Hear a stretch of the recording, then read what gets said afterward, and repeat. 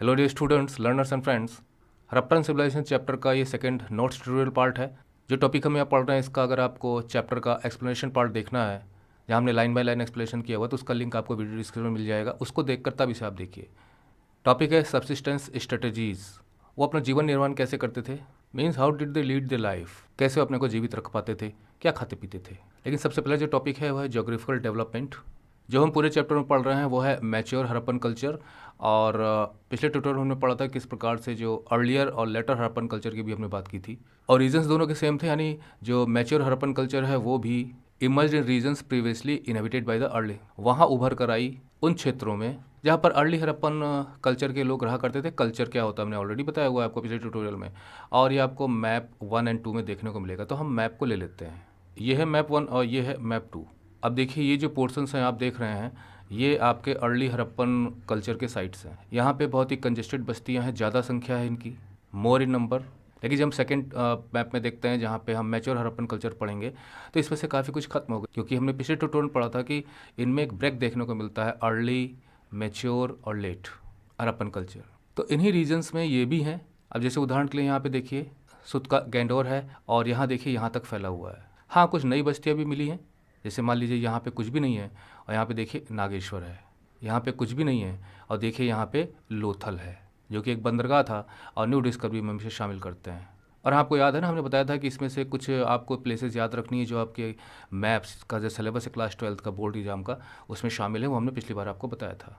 दूसरा पॉइंट है कि अर्ली हड़प्पन कल्चर और मैच्योर हड़प्पन कल्चर के जो लोग थे, उनकी जो सब्सिस्टेंस स्ट्रेटजीज थी, मतलब वो जो क्या खाते पीते थे जिससे अपने आप को जीवित रख पाएँ, और उसके लिए क्या वो करते थे, वो सारे के सारे जो उनके मेथड्स हैं, तौर तरीके हैं, यानी स्ट्रेटजीज हैं, कोशिशें हैं, वो दोनों में काफ़ी कुछ शेयर्ड पाई गई हैं। मतलब कॉमन एलिमेंट्स दोनों में मिलते हैं। तो चलिए उसका भी हम टॉपिक ले लेते हैं।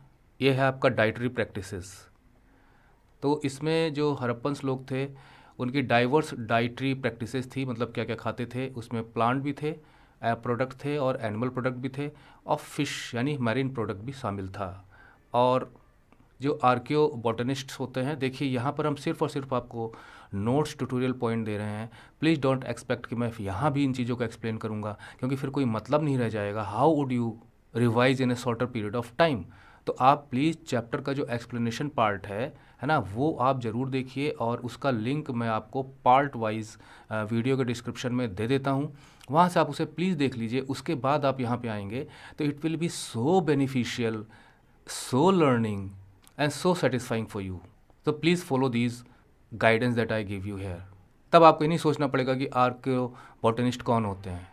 प्लीज़। तो आर्कियो बॉटनिस्ट जो हैं उन्होंने डाइटरी प्रैक्टिसेस, उस समय के लोग किन चीज़ों को खाते पीते थे, तो उनकी प्रैक्टिसेस को उन्होंने रिकन्स्ट्रक्ट किया है, और पाया है कि वहाँ पे ग्रेन्स मिले हैं, सीड्स मिले हैं। ग्रेन्स जो हैं शार्ड, मतलब कि जले भुने दाने मिले हैं वहाँ पे।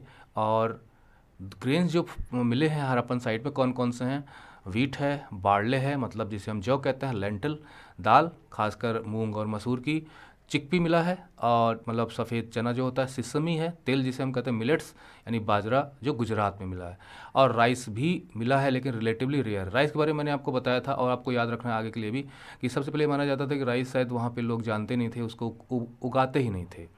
लेकिन बाद में कुछ दाने मिले हैं राइस के खुदाई में, जिससे पता चलता है कि राइस था, लेकिन रेयर अभी वो मिले हैं, कम संख्या में मिले हैं।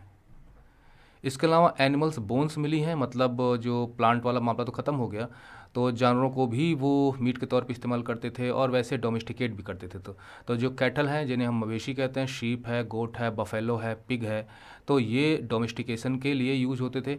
इसके अलावा बोन्स जो मिली हैं वो वाइल्ड एनिमल्स की भी मिली हैं, जैसे बोर है, डियर है, घड़ियाल है ना।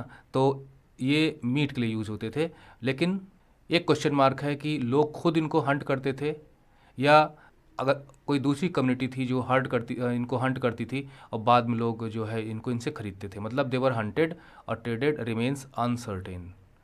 हमारा अगला टॉपिक है एग्रीकल्चरल टेक्नोलॉजीज़। अब ये तो पता चल गया कि भाई वहाँ पे एग्रीकल्चर होती थी। तो सबसे पहली चीज़ ये है कि जो ग्रेन्स हैं ना, इनसे पता चलता है कि एग्रीकल्चर होती थी, एंड एग्रीकल्चर व प्रिवलेंट, मतलब होती थी अच्छी खासी। और इसमें भी क्वेश्चन अराइज होता है कि क्या जो सीड हैं वो ब्रॉडकास्ट किए जाते थे प्लॉट लैंड्स पे, मतलब खेतों की जुताई करके, और फिर उनके ऊपर सीड्स ऊपर से छितरा दिए जाते थे, या उनको बोया जाता था, या खाली ज़मीन होती थी और उस पे कोई प्लॉइंग नहीं होती थी और वो वहीं पे जो बीजों को ऊपर से ही फेंक दिया करते थे और वो अपने सुटेबल वेदर कंडीशंस में उग जाते थे। तो this is a question mark. अगला है कि सील्स, जो हमने पिछले ट्यूटोरियल में देखा था कि वहाँ पे सील्स एक बहुत ही इंपॉर्टेंट फीचर है हड़प्पन सिविलाइजेशन का। और टेराकोटा मतलब जो मिट्टी के बनाकर पकाए हुए जो चीज़ें मिली हैं, स्कल्पचर्स, डिफरेंट मॉडल्स मिले हैं, तो उसमें सील में बुल मिला है, जिससे पता चलता है कि वो लोग प्लॉइंग किया करते थे और ऑक्सन का यूज़ किया करते थे इस पर्पज़ के लिए, क्योंकि देखिए भाई बुल का इस्तेमाल और क्या हो ही सकता है, गाय पालो तो दूध के लिए समझ में आता है। और जो टेराकोटा प्लो भी मिला है, मतलब कि जो मिट्टी के बनाए हुए जो चीज़ें हैं जिन्हें बाद में पका दिया गया जिससे कि वो लॉन्ग टाइम के लिए रह सकें, तो उनमें प्लॉ भी मिला है। और ये कहाँ से मिला है आपको बिल्कुल भी भूलना नहीं है, चोलिस्तान जो कि पाकिस्तान में है, रेगिस्तानी इलाका है वहाँ का, और बनावली जो कि हरियाणा में है। इसके अलावा जो हार्वेस्टिंग टूल्स हैं, मतलब हमने देखा कि वो ईट क्या करते थे, फिर हमने देखा कि वो एग्रीकल्चर से प्रोड्यूस करते थे, फिर हमने देखा कि एनुअल प्रोडक्ट का भी यूज़ करते थे, हमने देखा फ़िश को भी यूज़ करते थे। लेकिन अब बात ये आती है कि अगर वो एग्रीकल्चर करते थे तो उनके हार्वेस्टिंग टूल्स क्या आते थे, उन पे भी रोशनी लोग डाल पाए हैं जो चीज़ें मिली हैं। तो ये भी पता किया गया कि भाई ये स्टोन बुलेट्स का इस्तेमाल करते थे जिनमें वुडन हैंडल होते थे, जैसे कुल्हाड़ा वगैरह होता है, और मेटल टूल्स का भी इस्तेमाल करते थे।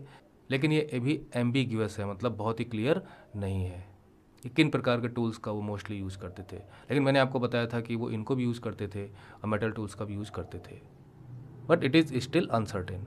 अगला टॉपिक है इरिगेशन प्रैक्टिसेस, क्योंकि जो हड़प्पन साइट्स हैं वो जनरली सेमी एरिड लैंड्स में पाई गई हैं, यानी वहाँ इरिगेशन की आवश्यकता महसूस होती होगी।